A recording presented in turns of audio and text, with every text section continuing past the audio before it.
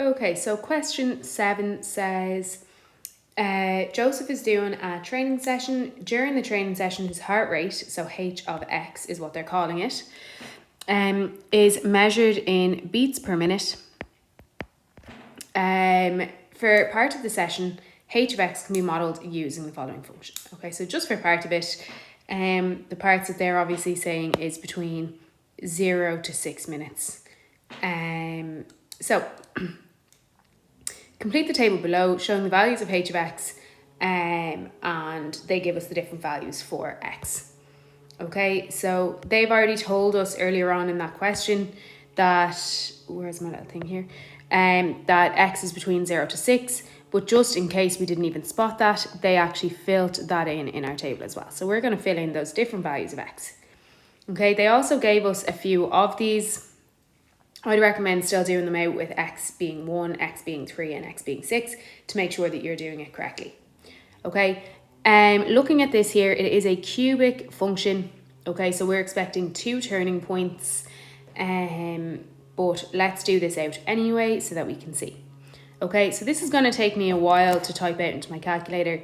2 different ways I can type this out is I can type it out, the full expression out, opening brackets, every time there's an X, and then once I have it typed in correctly once, I can just change what's inside the brackets where I had a 0 to being 1 to being 2 to being 3, or I can use the table function in my calculator. So I can do that by clicking mode and then clicking 3 for a table. Okay, when it says f of x, I'm going to type in the function h of x. Okay, so it doesn't matter what they're calling this, I'm calling it f of x.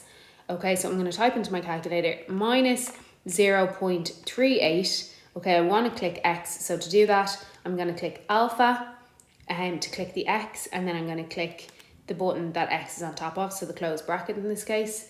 Okay, and then my power of 3 plus 2.6 X squared minus 0.13X plus 158. Okay, I'm going to type equals into my calculator. If it asks me about another function, I don't want to type in a second function, so I can just press equals to go past that. Okay, when it says start, I want it to start at 0, so I'm going to click 0 and equals, and I want it to end at 6 and click equals. Okay, here it's going up in steps of 1, so I'm going to have it go up in steps of 1 in my calculator. If it was going up in steps of a half or in steps of 2, I could change that in my calculator as well. Okay, so at 0 minutes, I'm literally just typing in here what my calculator is telling me. Okay, he has a heart rate of 158 at 1 minute, 160.09. Okay, so they've said here, correct the nearest whole number. So straight away there, me comparing what my calculator gave me to what they have here has allowed me to actually focus in on that idea. Okay, so straight away there, that could have been something that I might have missed, except for the fact that I typed it in my calculator and compared. Okay, so now for my next one, when it's 165.1, I note it's actually to the nearest whole number, so it's just 165. Okay, 171 then, because it was 170.75. The next one is 174.76, so I'm going to write that as 175. Okay, and then when it's 5, again, it's 174.85, so I'm going to round that to 175. And then for 6, it's 178.74, so I would write in 169, which is what they've written there. So that's just me confirming it.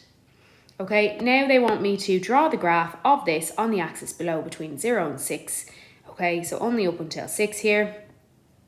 Don't go further than that. Okay, note that the point for the when x is 6 is already on the graph, so we're just going up as far as this. Okay, remember, you're always using pencil when you are drawing a graph. Okay, so use your pencil, a dark pencil, so that it scans in well. So at 0, I'm at 158, so somewhere about here. Okay, at 1, I'm at 160, so that's exactly here. At 2, 165. At 3, 171. At 4, 175. At 5, 175.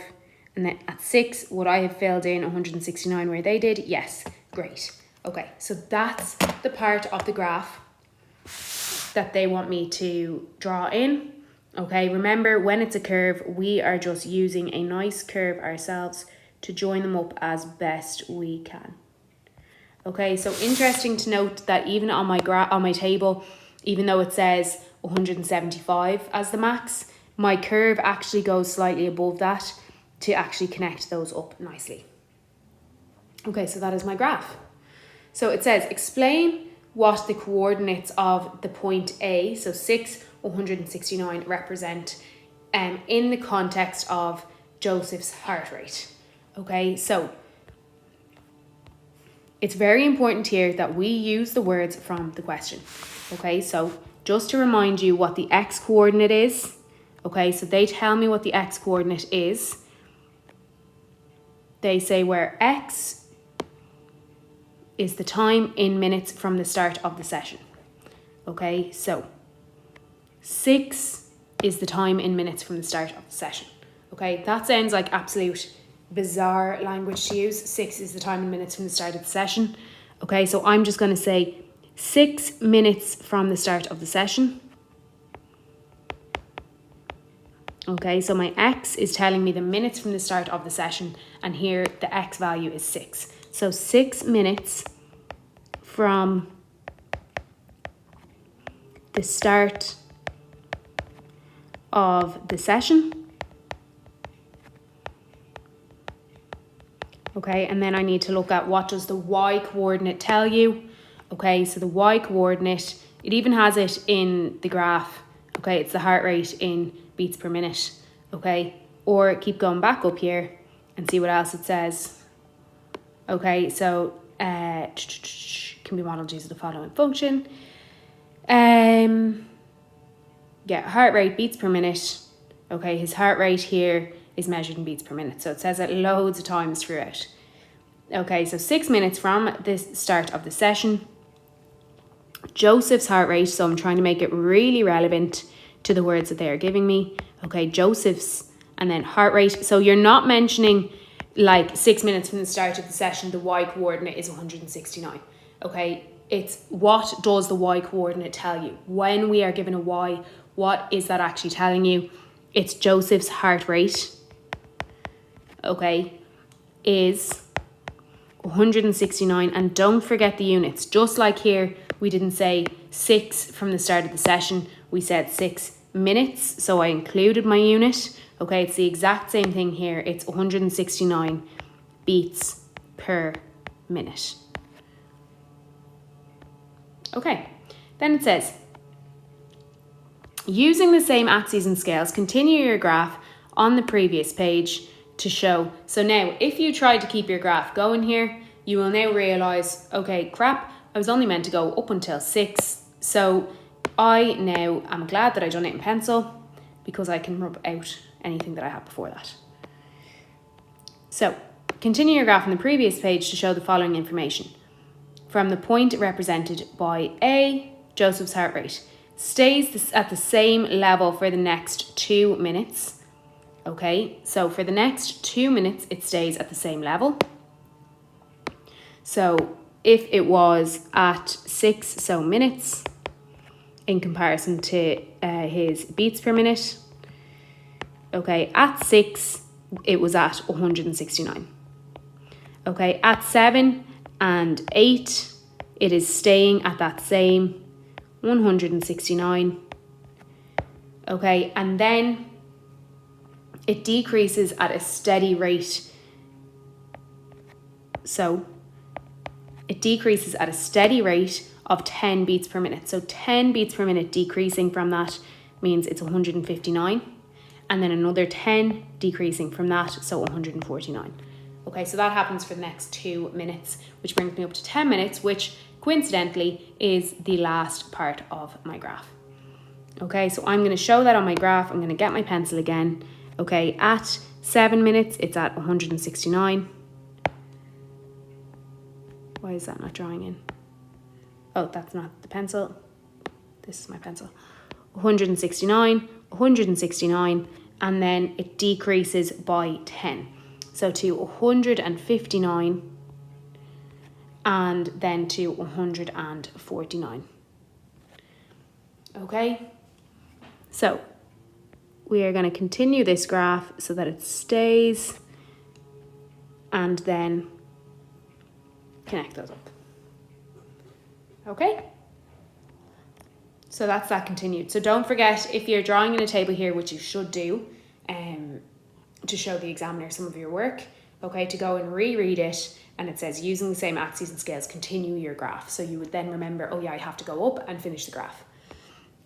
Okay, during this training session, the number of calories per minute that Joseph is burning after X minutes can be modelled by C as follows, where H of X is Joseph's heart rate at that time. So his calories is 0.1 times his heart rate minus 7. Okay?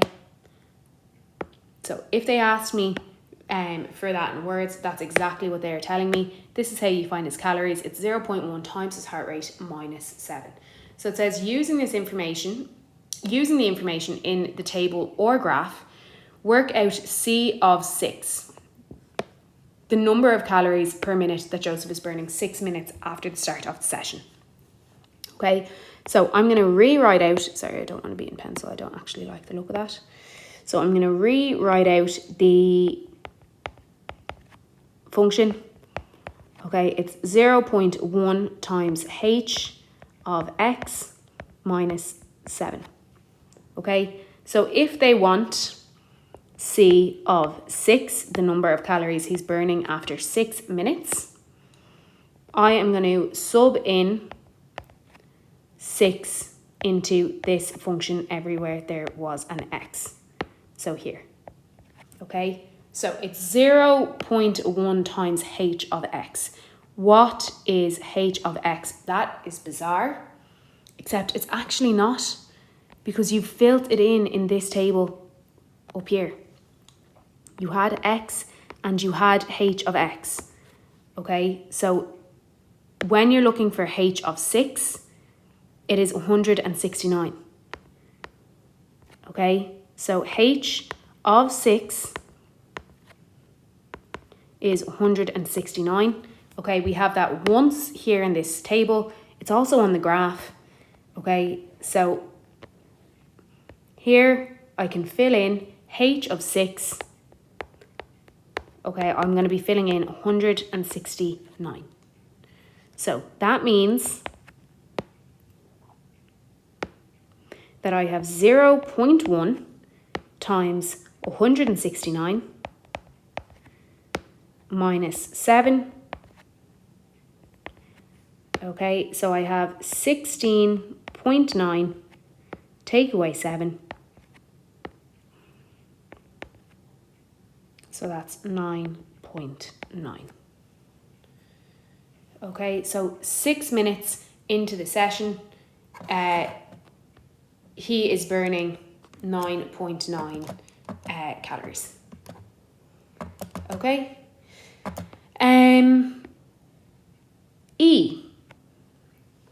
Joseph has a smartwatch that beeps every 15 seconds during the session. It beeps for the first time at exactly 2:55 p.m. as Joseph starts his session. It beeps last, blah, blah, blah. Okay, how many times does it beep? Great. So let's figure out how many times it beeps. Okay, so we start at 2:55 p.m. Okay, we get to 3:23 p.m. So between those two, how many minutes pass? Well, it's from 55, so 5 minutes up till o'clock. So 5 plus 23 minutes after o'clock. Okay, so that means that we have 28 minutes pass. Okay, so 28 minutes pass. Each of those minutes, how many times is it going to beep? Okay, so it's every 15 seconds is what it beeps. So that means that it beeps 4 times a minute. Okay, because we have the 60 seconds in a minute. So 4 times per minute. Okay, so 28 minutes pass, which means the beeps are going to be 28 times 4, 112 beeps. Now, that is if it starts at 2:55, okay, it's going to beep 4 times for the exact minute, the minute and the quarter, the minute and a half, the minute and 3/4. That's its 4. Okay, then when it goes on to the next minute, it's going to beep again. Okay, so just to clarify what I'm saying here, so it's 2:55. Okay, then it's going to beep again at 2:55 and 15 seconds. Then it's going to beep at 2:55 and 30 seconds, and then 2:55 and 45 seconds. Okay, that's the 4 beeps of that minute. Then we start counting that again at 2:56 and 0 seconds. Okay, and so on. So the 112 beeps gets me up until, if I was to keep going through this, okay, I'd keep going up until 3, let's say 22, 3:22 and 15 seconds, 3:22 and 30 seconds, 3:22 and 45 seconds. Okay, that's where these 28 minutes go. Okay, so I've skipped here, I've written 2 of our 28 minutes of rows. Okay, so I've written only 2 of those. So we're going through this 28 times, okay? So there's 28 rows between this where I haven't written out all the times that it beeps. So that's where the 112 beeps are coming from. Okay, now it does say that it beeps for the last time at exactly the next minute. So my 112 beeps go the whole way to 3:22 and 45 seconds, but we have one more beep at the very end. Okay, so the fact that it beeps at exactly 3:23 means that I have to add one more beep onto the end of this, because it actually takes the first beep from the next minute as well. Okay, so it's actually add one beep onto that to get your final answer. Okay, so my final answer for this, so I just wanted to explain that out there. But again, my final answer for this is the 12 beeps, okay, plus 1 for the start of the next minute. Okay, so it's 113 beeps. Okay, so plus 1 for the start of the next minute.